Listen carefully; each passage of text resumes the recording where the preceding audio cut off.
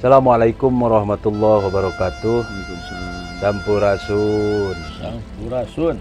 Alhamdulillah syukron lillah amma ba'd. Sahabat-sahabatku yang baik hati dimanapun Anda berada, alhamdulillah saya dapat sebuah kehormatan. Beliau adalah salah satu, kalau dahulu itu sekretaris pribadinya Bapak Profesor Dr. Mahfud MD. Nah, tapi sekarang beliau sudah berhenti karena Pak Mahfud sudah pensiun. Artinya berbagai pengalaman yang akan saya gali dari beliau akan kita sampaikan pada kesempatan ini. Kemudian sahabat semuanya, terkait dengan Kang Deddy Mulyadi, karena beliau ini adalah seorang yang beralamatkan di orang Garut, Jawa Barat. Jadi beliau sedikit ingin menyampaikan tentang kinerja yang namanya Kang Deddy Mulyadi. Nah, bahkan tadi sebelum kita on air ini, beliau menyampaikan kalau mau bikin video, katanya kita harus pakai ini apa namanya? Apa ini? Ikat, sahabat semuanya. Artinya biar ke daerahnya kelihatan. Nah, betul. Jadi beliau bilang bahwa kita ini adalah negara yang berbudaya, sehingga tonjolkanlah budaya Nusantara kita di berbagai kegiatan kita, karena negara kita Indonesia adalah negara yang amat sangat kaya dari sektor budaya ya. Jadi sahabat semuanya, mari kita lanjutkan bincang-bincang kita bersama Wak Usep ya. Assalamualaikum. Waalaikumsalam. Sampurasun, sehat ya? Alhamdulillah. Masya Allah. Dan tidak lupa juga sahabat semuanya, di tengah-tengah kita ini hadir juga salah satu pendekar dari Marangi. Beliau adalah salah satu pengusaha sate Marangi ya. Beliau sangat kagum sekali dengan Kang Deddy Mulyadi, tapi ada beberapa komentar-komentar beliau terkait Kang Deddy Mulyadi yang kalau menurut saya kurang baik ya disampaikan di publik. Tapi karena kita sahabat Pak Channel di rumah pengen tahu, saatnya kita akan membahas. Assalamualaikum, sehat ya? Waalaikumsalam. Alhamdulillah. Wah, luar biasa nih. Nah, gimana nih, Wak? Sekarang itu kan Kang Deddy Mulyadi jadi gubernur paling terviral di Nusantara. Iya, se-Indonesia malah. Paling bagus, paling terviral. Ini bagaimana komentar Uwa terkait viralnya Kang Deddy Mulyadi, sehingga Kang Deddy Mulyadi menjadi raja di Tatar Pasundan. Bagaimana nih, Pak? Assalamualaikum. Waalaikumsalam. Ya, saya kira kita harus kenal. Saya pernah ketemu sama Kang Deddy ya. Oh, pernah ya? Pernah ketemu sama Kang Deddy. Zaman beliau malah berapa kali, 2 kali tatap muka langsung, kalau ngobrol 2 kali. Yang lainnya cuman ada beberapa hal dari awal tentang Kang Deddy Mulyadi. Yang awal dia ketika zaman dia di bupati, jadi bupati Purwakarta. di Purwakarta. Purwakarta itu kategori kabupaten yang pendapatan daerahnya kecil. Tetapi ketika kita datang ke daerah, ke kampung-kampung, jalan bagus. Bahkan saya pernah setelah ketemu dengan Kang Deddy menyatakan bahwa saya mau jalan ke Bendungan Ciririp, itu daerah. Ciririp ya. Itu kampung lah pokoknya. Termasuk kategorinya seperti pedalaman lah. Walaupun di Purwakarta nggak pedalaman banget sih. Pedalaman amat gitu. Pedalaman amat. Tapi ya kampung lah seperti itu. Jalannya bagus. Bahkan kata Kang Deddy, kalau ke sana tanyain ke kepala desanya. Kepala desanya sejauh mana. Pokoknya saya selalu komunikasi dengan kepala desa dengan di Purwakarta. Setelah saya di sana, ternyata luar biasa. Pak Kades menyatakan bahwa sangat akrab, di bupatinya itu luar biasa ketika seorang kepala desa sangat akrab dengan bupatinya waktu itu. Persoalan-persoalan kecil dan kepala desa itu regreg gitu ya, mendapatkan bupati saat itu. Kalau kita sudah ketemu sama Kang Deddy, 1 kali aja kita simpatik. Gitu ya. Simpati. Saya yakin karena saya merasakan waktu itu, saya belum hanya tahu Kang Deddy ya Bupati Purwakarta, tahu katanya bagus, macam-macam lah seperti itu. Setelah ketemu simpatik. Ketika beliau bukan hanya sekedar kebaikan, caranya dia menghargai orang itu biasanya kan bupati sombong, Arogan. Dia tuh baik, misalkan kita diajak makan di satu rumah makan. Ketika kata tempat rumah makan di sana itu rumah makan Sambal Hejo namanya itu di Purwakarta. Asal ada Kang Dedi, di manapun Kang Dedi berada, misalkan Kang Dedi masuk rumah makan tuh, itu harus gratis. Harus gratis. Selama ada Kang Dedi. Oh. Dulu, nggak tahu sekarang. Dulu. Gini loh, pertanyaannya begini, Wah. Kang Deddy Mulyadi ini kan kalau lihat dari berbagai platform yang namanya media sosial ya, Pak ya. Beliau ini salah satu gubernur yang sangat viral ya sampai hari ini. Banyak sekali survei membuktikan bahwa Kang Deddy itu adalah salah satu gubernur yang sangat viral sekali dan yang sangat baik kinerjanya. Tapi di sisi lain ada juga yang mengkritik beliau bahwa beliau ini adalah gubernur konten. Nah, seperti apa pendapat pencitraan lah macam-macam ya. Pencitraan gitu. Jadi gini, dalam politik itu orang beranggapan seperti apa itu kita anggap ajar aja. Tetapi satu sisi setiap kepala daerah, setiap politisi saya kira memerlukan media.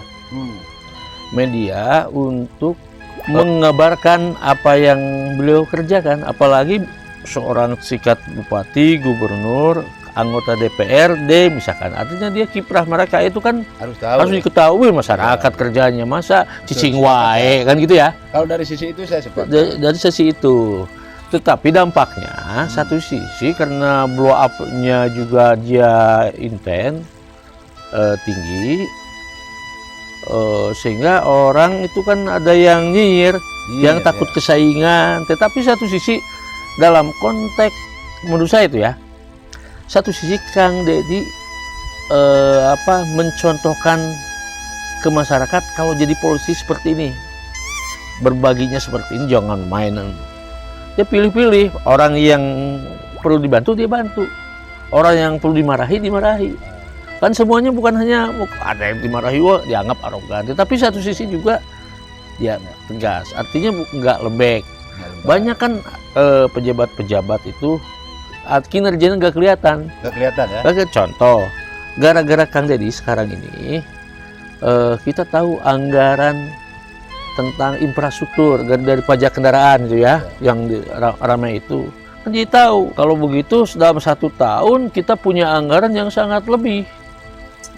Nggak realistis kalau kita tidak membangun jalan yang sangat bagus, infrastruktur yang sangat bagus di Jawa Barat. Karena pendapatan dari pajak kendaraan itu sangat dari kebutuhan sudah melampaui hampir 2 kali lipat lebih. Artinya bahwa mau di dua lantaikan jalannya itu sangat bisa. Istilah Kang Deddy seperti itu.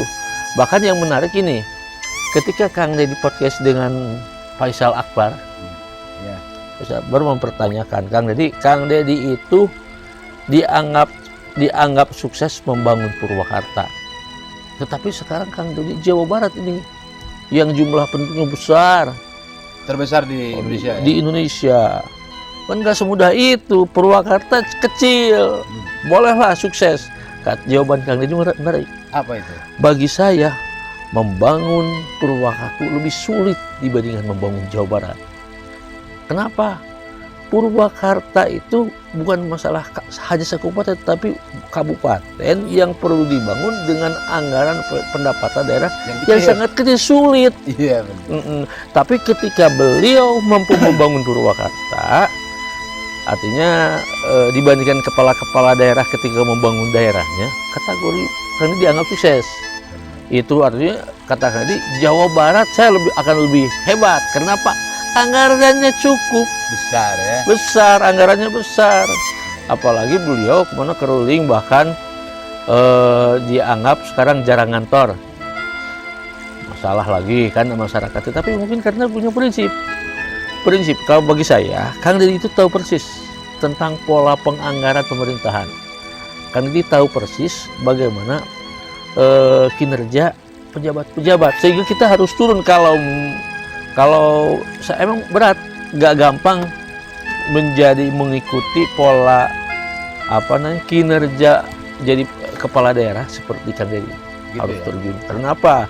Ya idealnya kan gubernur misalkan Ngapain Kang Deddy langsung terjun ke Bokal, harus punya anak buah. Kan punya anak buah. Sampai masuk ke Comberan. Itu kan kenapa harus gubernurnya?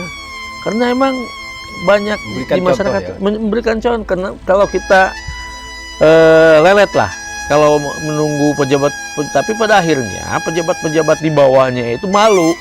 Saya kira yakin malu.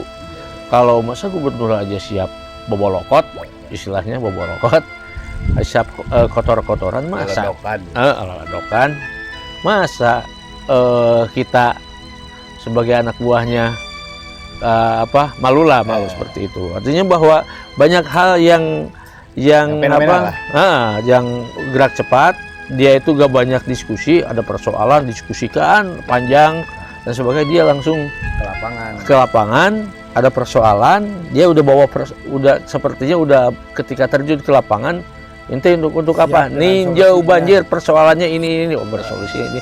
Dia langsung bawa solusi, eksekusi. Makanya sekarang itu pembongkaran di mana-mana, pembongkaran punya akses demo. Sekarang bersukacita. Ya, ada masalah apapun, dia langsung bawa solusi, problem solving, solusi. Itu. Baik, terima kasih Pak Sebuah, luar biasa, menarik sekali sahabat semuanya. Karena beliau ini salah satu yang pernah ketemu dan pernah ngobrol, jadi dikatakan dekat juga dengan Kang Deddy Mulyadi, Gubernur Jawa Barat yang satu ini. Memang akhir-akhir ini banyak sekali yang memperhatikan beliau daripada kinerjanya dan lain sebagainya, sahabat semuanya ya. Baik sahabat semuanya, di tengah-tengah kita ini, kita alhamdulillah juga kehadiran beliau, bahwa beliau pernah mengalami mempunyai seorang guru, ya, guru ngajinya entah guru apa, saya kurang paham. Yang pasti beliau pernah menyampaikan kepada saya sebelum kita bikin video ini, bahwa Kang Deddy Mulyadi itu katanya calon pemimpin Nusantara. Nah, seperti itu. Beliau meyakini bahwa Kang Deddy Mulyadi ini adalah salah satu calon pemimpin yang akan membereskan seluruh Nusantara. Seperti itu, Pak. Melihat kinerja Kang Deddy itu mengerti Nusantara, paham Nusantara, paham masyarakat yang ada di Nusantara, keadaan Nusantara, cara berpikir orang Nusantara. Ketika datang Kang Deddy melihat dari kacamata Nusantara. Akhirnya ketika dia melihat dengan kacamata Nusantara, seakan-akan ada benturan-benturan dengan undang-undang, dengan agama, dengan macam-macam. Sampai ada keluar kata-kata Kang Deddy syirik, Kang Deddy musyrik, Kang Deddy kafir gitu. Dan lain sebagainya. Ya, padahal budaya, agama dan Nusantara ini adalah satu gitu guys. Satu kesatuan yang tujuannya memberi kebaikan, menjadi rahmatan lil alamin gitu. Kenapa Anda dulu pernah menyampaikan kemungkinan ini Kang Deddy Mulyadi ini adalah salah satu calon yang akan memimpin Nusantara? Itu dari sisi mana Anda melihat seperti itu? Ya dari kemampuan Kang Deddy, dari kemampuan beliau. Kita lihat di Purwakarta dia sukses, Jawa Barat baru berapa bulan? Belum setahun dianggap udah sukses. Malah kabupaten-kabupaten yang lain, provinsi-provinsi yang lain ngiri. Pengen punya pemimpin kayak Kang Deddy. Karena dia ngerti masyarakat, ngerti keadaan, cukup gitu buat Nusantara itu Kang Deddy cukup gitu. Ya, itulah pendapat beliau, tapi kalau pendapat saya berbeda. Apa berbedanya? Jadi begini, sebuah kesuksesan itu bukan hasil daripada protes sahabat semuanya ya, tapi hasil daripada proses. Nah, proses Kang Deddy Mulyadi ini menjadi Jabar 1 itu didapat daripada prestasi yang gemilang ya. Perjalanan yang panjang. Ya, berjalan yang gemilang kalau menurut saya. Yang pertama, beliau jadi wakil bupati ya. Terus Anggota DPR dulu. Anggota DPR dulu, terus kemudian jadi wakil bupati, terus kemudian beliau naik jadi bupati 2 periode, terus kemudian beliau menjadi DPR RI. Ya pantas saja kalau kira-kira Kang Deddy Mulyadi apa yang disampaikan beliau ini calon daripada pemimpin di Nusantara ini ya. Cuman jangan salah begini Pak. Di Indonesia ini mayoritas banyak sekali orang-orang yang politikus tingkat tinggi itu selalu mementingkan kepentingannya dan kepentingan kelompoknya. Itu bagaimana itu menurut Anda? Ini. Saya kira bahwa berkelompok tuh hal yang wajar satu sisi. Tetapi bahwa apa yang dilakukan oleh Kang Deddy kemudian mendapat dorongan yang sangat baik dari masyarakat yang luas, dari rakyat Indonesia. Saya kira apapun yang para politisi atau kelompok-kelompok politisi untuk meraih dan bertentangan dengan Kang Deddy Mulyadi itu pada akhirnya mereka akan berbalik ikut mendukung, saya kira, karena di Indonesia itu cenderung itu banyak karakter orang kalau ini orang banyak dukungan malah semakin didukung juga gitu, karena mereka tidak bisa kayak dulu zaman kemarin nilai surveinya tinggi, wah itu jadi calon sangat signifikan. Apalagi sekarang itu luar biasa. Kang Deddy itu jarang lah dari gebrakan dari awal, dan itu realistis, saya kira dirasakan masyarakat jadi paham dengan apa yang dilakukan oleh pemerintahnya dan kebijakan-kebijakan yang seperti apa. Dan dulu kan nggak tahu kinerja pemerintah seperti apa, pengen seperti apa, dan Kang Deddy kan welcome. Saya kira berhadapan masyarakat tidak tanggung ketemu atau bersalaman atau zaman sekarang lah banyak foto-foto dan sebagainya dengan gubernurnya, dengan pemimpinnya. Tetapi yang menarik ini bahwa Indonesia itu kan dikenal dengan negara agraris dan negara bahari, negara pertanian dan negara kelautan.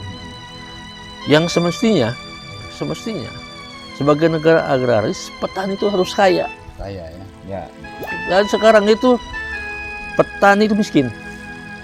Kenyataannya kita daerah pertanian. Kita menginginkan ketahanan pangan, artinya ada kiprah petani yang harus digenjot. Semua itu butuh untuk hasil dari produksi pertanian. Termasuk kelautan, laut Indonesia luas. Laut Indonesia itu kaya, tetapi yang kaya itu hanya pengusaha-pengusaha ikan. Itu sebenarnya bukan nelayan. Jadi yang kasar nama Kiowa. Dulu mah pemimpin nggak ngurus, sekarang pemimpin yang ngurus. Turun. Makanya petani miskin, nelayan miskin karena nggak diurus. Karena nggak diurus. Sepakat saya itu. Jadi masyarakat petani dan nelayan itu nggak diurus selama ini. Tapi yang ngurus sendiri, Wak. Dan kelompoknya kayak gitulah. Termasuk uang ngurus sendiri. Nah, berarti gini, sekarang tuh apa yang sudah dilakukan oleh Kang Deddy? Kang Deddy itu seolah-olah datang sebagai titisan Prabu Siliwangi. Itu luar biasa kan? Nih, saya ngomong menarik sekali. Nah, saya titisan. Udah enggak. Beda alam. Ya. Sekarang udah nyerepet masalah titisan Prabu Siliwangi. Nah, kenapa Anda kenapa itu? Kenapa? Prinsip bahwa Kang Deddy Mulyadi itu titisan Siliwangi. Ini. Yang pertama bahwa kesundaan itu daerah Sunda, daerah Priangan itu dikenal dengan daerah Parahyangan ya. Parahyangan. Kenapa Parahyangan dianggap dengan orang yang mengahyang. Ngahyang itu apa? Orang berpengaruh. Parahyang itu seorang wali lah biasa ini. Kenapa wali itu dimakamkan kebanyakan di gunung-gunung?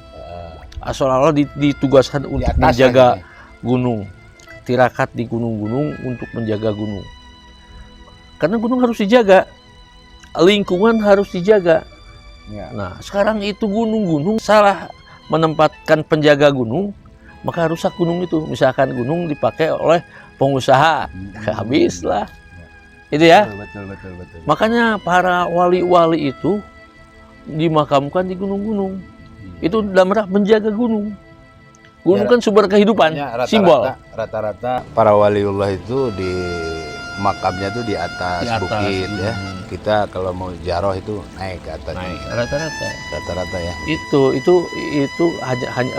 hanya simbol bahwa kita harus menjaga alam. Ini saya menariknya begini. Tadi beliau menyampaikan kenapa para petani nelayan miskin. Apa yang membuat inspirasi Anda menyampaikan seperti itu? Ya karena nggak ada yang ngurus, nggak diurus. Sebenarnya Indonesia itu nggak diurus. Nah sekarang kehadiran Kang Deddy, masyarakat dari mulai petani, nelayan, pedagang, semua Diurus. ada yang ngurus. Apakah bisa Kang Deddy Mulyadi mengurus wilayah lebih besar daripada Indonesia? Ya mudah-mudahan Kang Deddy istiqomah. Soalnya semakin di atas kan angin semakin kencang gitu ya. Terus musuh-musuh secara politis, secara apa kan orang-orang jahat kan tetap. Gitu. Karena gini, setahu saya, jika ada orang yang berpotensi di Nusantara, itu pasti banyak sekali pembencinya. Ya, itu menurut realita yang kita saksikan bersama kan seperti itu. Bagaimana menghadapi hal-hal demikian? Ya sekarang kan sudah zaman teknologi ya, mungkin masyarakat lebih dekat gitu, lebih tahu karena ada sosial media. Itu tadi backupan buat Kang Deddy itu masyarakat ya. Masyarakat itu yang bisa garda terdepan buat Kang Deddy. Ya. Kang Deddy bicara tentang kemarin itu tentang tata ruang ya. Tata ruang, sehingga tata ruang di Jawa Barat itu harus benar. Kalau ini tidak boleh dibikinkan bangunan ya jangan. Kalau ini daerah penghijauan jangan dibikin pabrik lah seperti itu. Nah, kita betul bahwa perusahaan pabrik itu penting supaya supaya merekrut tenaga kerja di Jawa Barat, orang-orang anak-anak kemudian bisa jadi kerja. Sehingga program KDM kerjasama dengan perusahaan baterai mobil itu ya, supaya kemarin itu ada kerjasama dengan perusahaan, tetapi rekrutmennya itu harus bagus. Yang menarik itu kan kayak wajib belajar, jangan testing ya. Kalau di testing itu berarti ada yang tidak lolos. Ngapain tidak lolos? Harus namanya juga wajib, harus diajar. Gini gue bahas. Terkait itu, kan sekarang itu sekolah itu banyak yang testing dan lain sebagainya, kata Kang Deddy ya di podcast itu. Nah, apakah benar itu nggak ada harus testing? Tapi kalau menurut saya pribadi, sahabat-sahabatnya begini, ketika seorang guru mempunyai murid 10 misalnya, yang 10 ini ikut lomba, terus yang satu juara. Seorang guru itu berkata seperti begini, anak ini juara, siapa dulu dong gurunya? Sayalah gurunya. Bisa kalau bicara seperti itu, otomatis yang 9 itu kan sakit hati kan gitu. Kalau bisa yang 9-9-nya ya bisa dijadikan juara lah kan gitu kan ya. Nah, terkait hal itu, apa yang disampaikan Kang Deddy, testing anak sekolah ya, itu tidak harus ada testing anak sekolah. Logikanya begini gue bahas. Gimana menurut? Orang belum belajar udah dites. Orang udah belum belajar udah dites, kan kacau, logikanya kacau gitu. Harusnya belajar dulu baru dites. Biar kemampuan, biar setelah belajar kelihatan dampaknya itu kelihatan. Ya, benar-benar. Jangan yang penting kalau ketika masuk itu dites harus yang pintar, yang bodoh artinya akan tetap bodoh mungkin anak-anaknya. Kalau secara umum, tapi kalau kita bikin kelas khusus, sekolah khusus, mungkin testing bisa dipakai gitu. Buat ini kita target sekolah ini khusus gitu.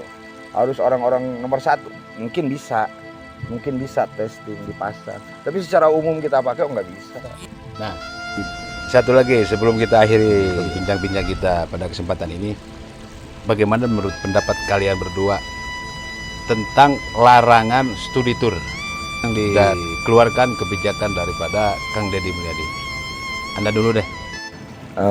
Kalau bicara study tour kan kita dari dasar dulu ya. Study itu kan belajar, tour teh pergi gitu ke jauh sambil jalan-jalan.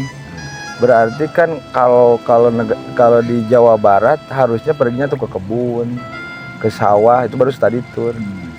Siswa dikasih cangkul, pergi ke sawah itu study tour. Kalau ke jalan-jalan wisata sosorodotan gitu bukan study tour itu, Mas. Selfie kayak begitu. Iya, selfie itu mah. Saya jadi setuju sama pemikiran Kang Deddy gitu. Di samping efeknya ke masyarakat kan itu jadi beban gitu, beban ekonomi, jadi liar, nu miskin tambah miskin gitu, Mas.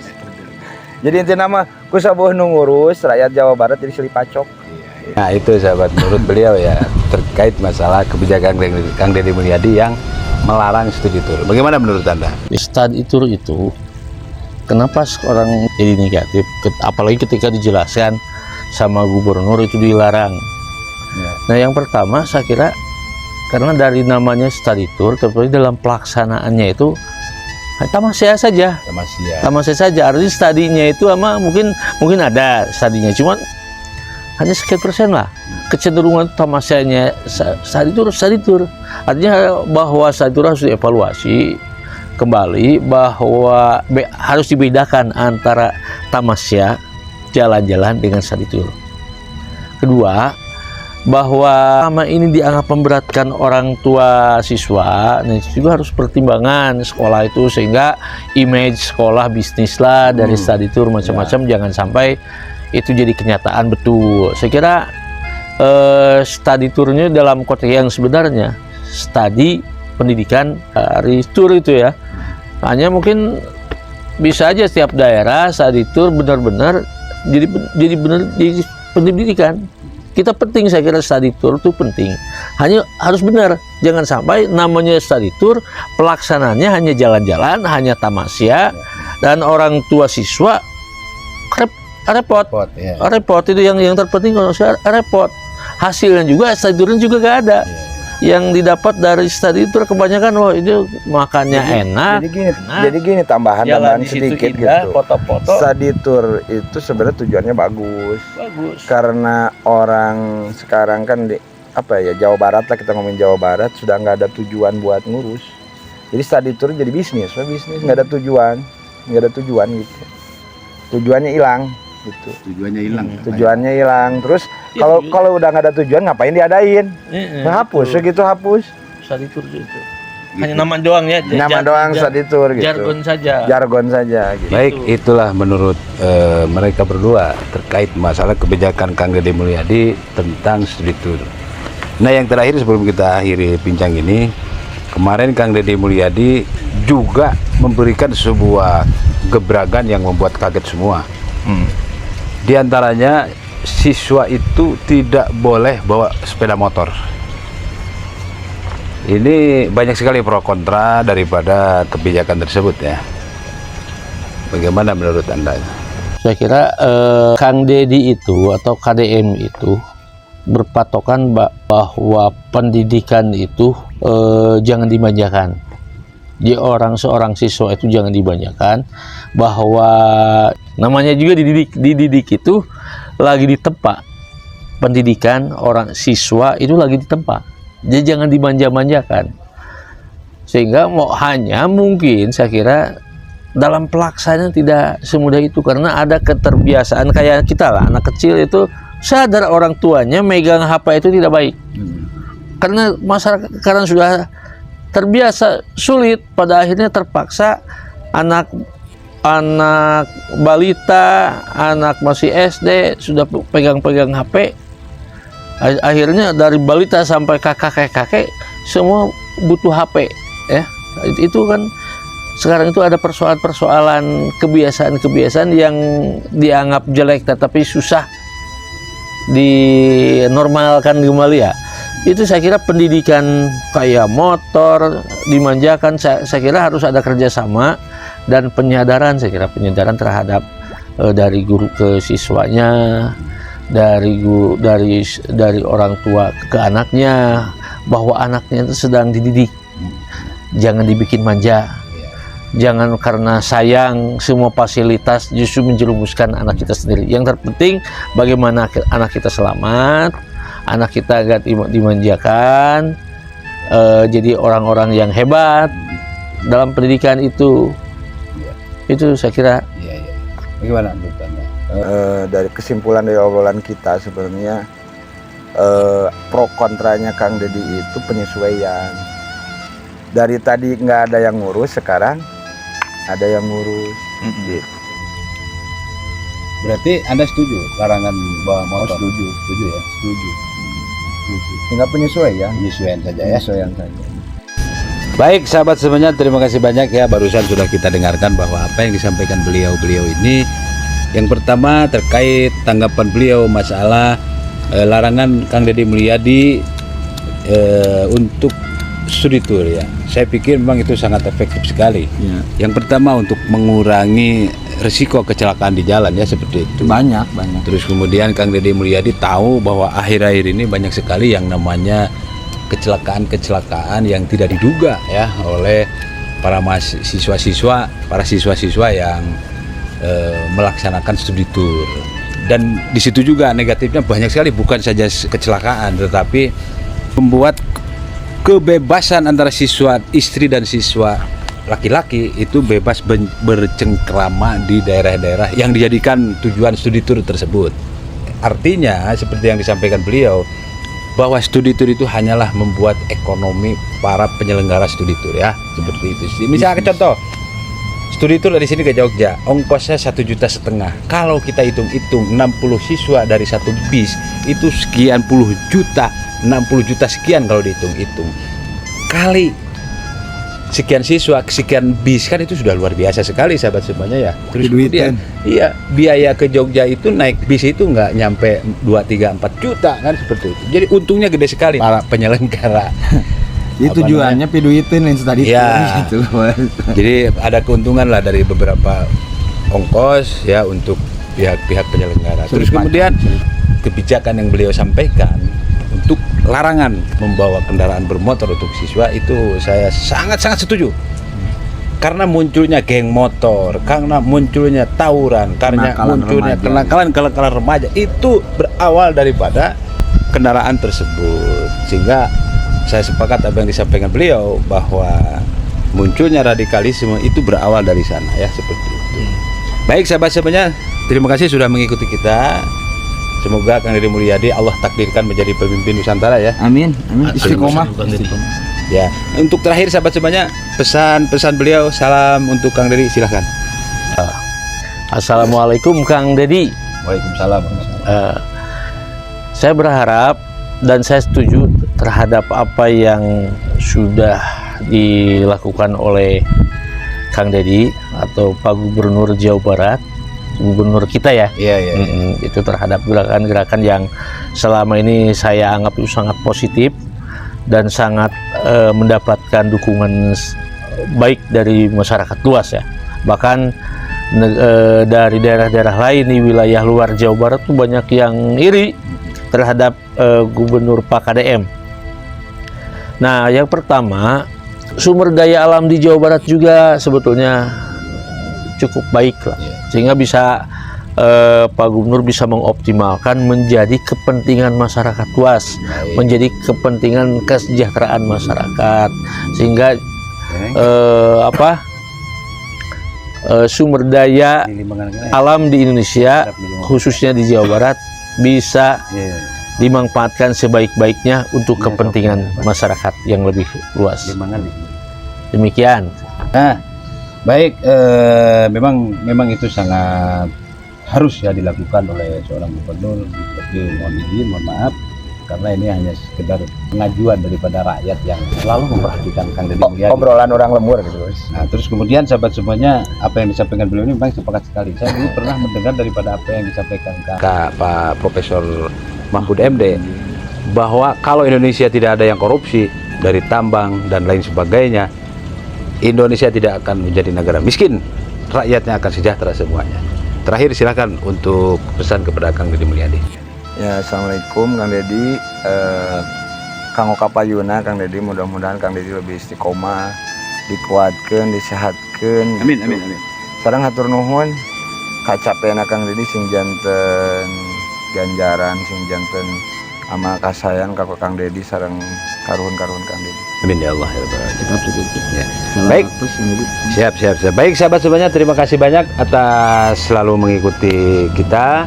Mohon maaf atas segala kekurangan. Ini hanya sekedar obrolan yang selalu memperhatikan kebijakan-kebijakan daripada pemerintah provinsi, kabupaten, serta pemerintah pusat. Terima kasih, semoga bermanfaat. Ihdinas siratal mustaqim. Assalamualaikum warahmatullahi wabarakatuh. Sampurasun.